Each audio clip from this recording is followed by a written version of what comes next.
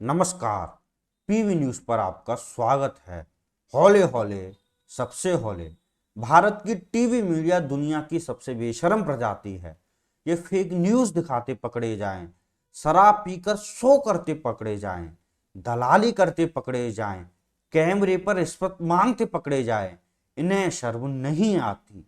अभी 400 सीटों के इनके गुब्बारे को फटे हुए बहुत ज्यादा दिन नहीं हुए हैं और ये बेशरम एक बार फिर से सर्वे लेकर आ गए हैं और इसके जरिए बड़े बड़े दावे कर रहे हैं। इंडिया टुडे ने एक बार फिर से मूड ऑफ द नेशन सर्वे जारी किया है। इंडिया टुडे वही मीडिया ग्रुप है जिसने 1 जून को एग्जिट पोल में एनडीए को 400 पार करा दिया था। जब नतीजे आए तो एनडीए 400 छोड़िए 300 पार नहीं कर पाया और घिसट घिसट कर बहुमत के पार पहुंचा। अभी इंडिया टुडे ने अपने पिछले इस एग्जिट पोल के सर्वे पे उठे सवालों का जवाब नहीं दिया है और ये एक बार फिर से एक और सर्वे लेकर आ गया है ताकि जनता को बेवकूफ बनाया जा सके। इस सर्वे को लेकर हमारे कुछ सवाल हैं। पहला सवाल, लोकसभा चुनाव के नतीजे आए अभी 3 महीने भी नहीं हुए हैं। इंडिया टुडे ग्रुप को ऐसी क्या जरूरत पड़ गई कि वो 3 महीने के अंदर ही mood of the nation survey लेकर आ गया है। 4 जून को ही तो सबने मूड ऑफ द नेशन देखा था। इंडिया टुडे के अनुसार उसने 15 जुलाई को ही ये सर्वे शुरू कर दिया था, यानी लोकसभा चुनाव के महज 1 महीने बाद। इन सर्वे में करोड़ों रुपए खर्च होते हैं।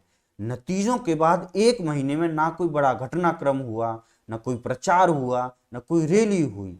फिर इतने समय बाद ही ये सर्वे क्यों? करोड़ों रुपए क्यों फूंक दिए इंडिया टुडे ग्रुप ने? लोकसभा चुनाव के 1 महीने बाद ही ये सर्वे क्यों किया गया? ये हमारी समझ से बाहर है। एक मिनट, कहीं कोई चुनाव होने वाले हैं क्या? हाँ, रुको।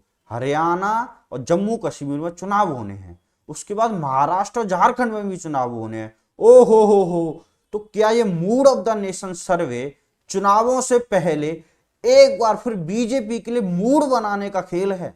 दूसरा सवाल, इंडिया टुडे ने यह सर्वे यशवंत देशमुख के सी वोटर के साथ मिलकर किया है।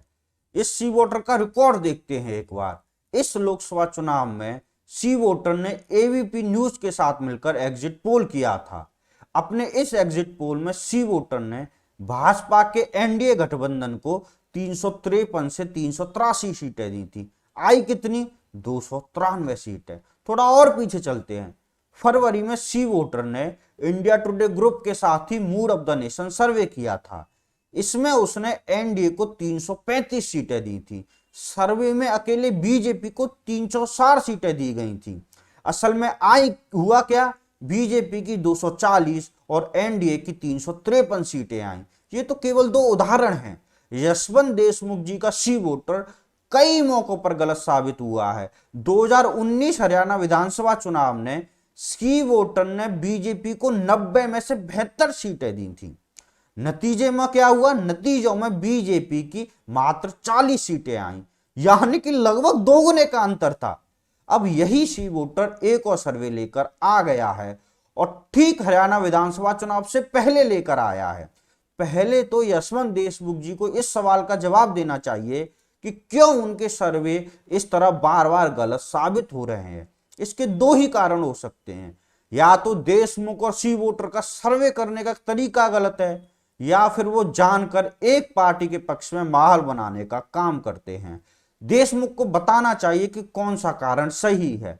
अगर सर्वे करने में ही गलती हो रही है तो 3 महीने में देशमुख और सी वोटर ने ऐसा क्या आत्मनिरीक्षण किया कि हम मान लें कि इस बार उसका सर्वे सही है और वो किसी पार्टी के पक्ष में माहौल बनाने का काम नहीं कर रहे। आखिर पत्रकारिता और सार्वजनिक जीवन में पारदर्शिता ही सब कुछ होती है। अब सबसे अंत में हम इंडिया टुडे के एंकर राहुल कंवल को विशेष तौर पर गाली देना चाहेंगे। एक तो ये बंदा गलत प्रोफेशन में है, इसको मीडिया में नहीं मार्केटिंग में होना चाहिए। दूसरा, राहुल कमल ना मुझसे कोई गलती नहीं हुई है, राहुल कंवल ही बोला मैंने, क्योंकि राहुल कंवल बीजेपी की बहुत साइड लेते हैं। ऐसी चीज है जिसमें बीजेपी वाले भी उसको पार्टी को डिफेंड नहीं कर पाए, राहुल कंवल उसमें भी बीजेपी को डिफेंड करने की कोशिश करते हैं। दूसरा, राहुल कंवल से राहुल गांधी और कांग्रेस की प्रशंसा पचती नहीं है। लोकसभा चुनाव के समय इन्होंने एग्जिट पोल के बाद ही कांग्रेस और अपोजिशन को पेलना शुरू कर दिया था। जब नतीजे आए तो ये खुद पेले गए। अब एक बार फिर मूड ऑफ द नेशन सर्वे से संबंधित डिबेट के दौरान राहुल कमल ने कहा कि कांग्रेस महाराष्ट्र में अपने सहयोगियों की बदौलत लोकसभा चुनाव में अच्छा प्रदर्शन कर पाई है। In Maharashtra, direct fights Vidarbha, Marathwada, the Congress defeated the BJP. No, but they had Uddhav Thackeray and No, not in those regions. It's not about regions. Yeah, it's the total of the vote. People also know that Uddhav Thackeray and Sharad Pawar. Take Uddhav Thackeray and NCP, Sharad Pawar away from the Congress in the same seats that you're talking Congress about. wins. Congress won 13. That's a hypothetical scenario, sir, because people know that Uddhav Thackeray and Sharad Pawar are part of the same ticket. No, my friend. In an alliance. ऐसी जगहों पर भी जहां कांग्रेस के सहयोगियों के vote नहीं हैं, राहुल कमल ने वहां भी कांग्रेस की जीत का श्रेय उद्धव ठाकरे और शरद पवार को दे दिया। इससे पहले जब कर्नाटक और तेलंगाना में कांग्रेस की जीत हुई थी, तब भी राहुल कमल ने राहुल गांधी को छोड़कर लगभग सभी को श्रेय दे दिया था। पहले का पता नहीं, लेकिन अभी राजनीति को लेकर राहुल कमल की समझ उतनी ही है जितनी एक किताब के कवर से हम उसकी समझ बनाते हैं। योगेंद्र यादव ने लोकसभा चुनाव के नतीजों के बाद उन्हें सीख देने की कोशिश की थी, लेकिन गधाए दो नौन गधान के में दो फूट दई। अब आप कहोगे ये मैंने कहा, ये हमारी ब्रजभाषा में एक कहावत है।